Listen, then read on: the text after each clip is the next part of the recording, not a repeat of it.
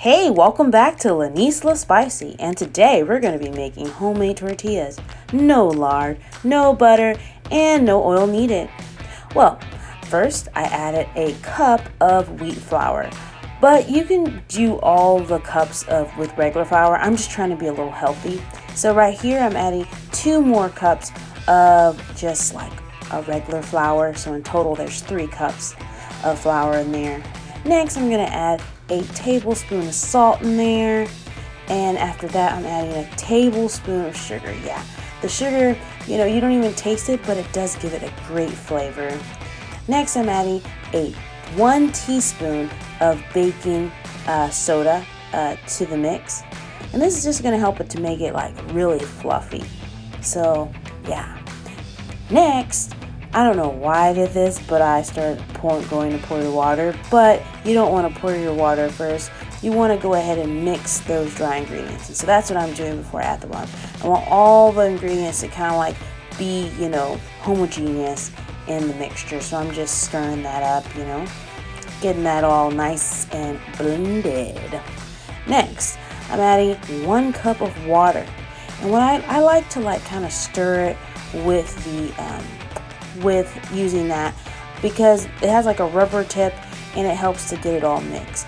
Next I'm adding a half a cup of water more. So in total for the shoot you only need 1.5 cups of water. So I'm just doing that, and I like using that because I don't really like to get my hands messy, but you have to in this recipe. So I'm just mixing everything together now with my hands. Yeah, it'll take a little bit of time, but you'll get it all kind of like that. See how it's smoothed out? And this is where I made my mistake, guys. I added a little more water because I thought it was dry. Now you can do that if you feel that way when you're cooking it, but when I did that, it kind of made it too sticky. So you can see there's a little sticky. So what you do if that happens, you can add a tad bit more flour. And what this is going to do is it's going to help to get that moisture out of the dough, and it'll make it more of a Play-Doh consistency, which is kind of more what you're wanting. So that's what I'm doing right now, just mixing that all up and everything, and I got a nice round ball. And so what you're gonna do, you can let it sit for a little bit. I let it sit for like 15 minutes, and that's what it looked like after the 15 minutes. While that was sitting, I just went ahead and made what I wanted to put inside of my breakfast taco. All right, I put this on a cutting board, and what I'm doing is I'm using a cutter to basically put into even pieces. With this recipe, you can probably get easily like 16 tortillas, 16 to 12, depending how big you would like your tortillas. I realized at first when I was cutting it, I kind of made my tortillas a little big, so later on I kind of split some of those up into smaller pieces. So yeah, just gonna cut those all up, get those little pieces. This is a really good recipe. I mean, they taste great, and you can make it as healthy as you want to. Next thing you know, I just started rolling up the balls and everything, and that's what I did. Just take those little pizza size dough, and you just start rolling it, and that's what I did. I just rolled them, and yeah, and see, I just put them to the side. Right? I was so proud. I was like, yes, finally some good tortillas that I made, right? So next thing, I put some flour on there, put it on the board, I put it on the rolling pin, and this just really helps it not to stick. And this technique that I'm using is alternating the direction in which I'm, rolling out the tortilla, and that helps you get a round shape.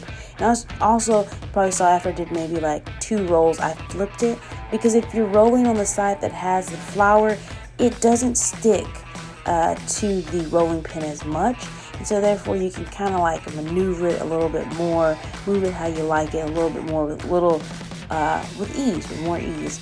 So yeah, I just kept doing that, and you want to get it kind of thin, as thin as possible, but you don't really want it to tear, and that's just so that you're not getting bricks or pieces of bread. You want a nice tortilla that's malleable, so you can make some good tacos or whatever you like with it.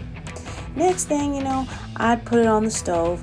I preheated my pan. I have an electric stove, so I put it about 6 and I let it heat for a little bit. Then you saw there the foil. I've used that so that way I could, keep my tortillas warm as they cook. And if you notice in the picture, the tortilla is ready to flip when you saw those bubbles. So you saw those bubbles, that's when you know you want to put it over. And so I like to get that little brown. You see those little brown spots? That's how you know those tortillas, that's really cooking. Now you don't have to be like me. I'm a real hands-on person. You can use a utensil to turn. I mean, it doesn't change the flavor. I saw so many of my friends' parents doing that when I was growing up. I was like, I'm gonna do that too. I'm gonna try to be cool like them. But yeah, protect your fingers. I don't want anyone to get hurt making this recipe. It's good, but it's not worth getting hurt.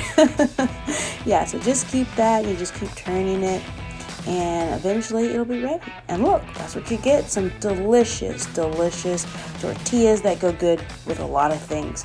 But you may not want to do it all at once. So you can basically just, put it into a container, put in the fridge.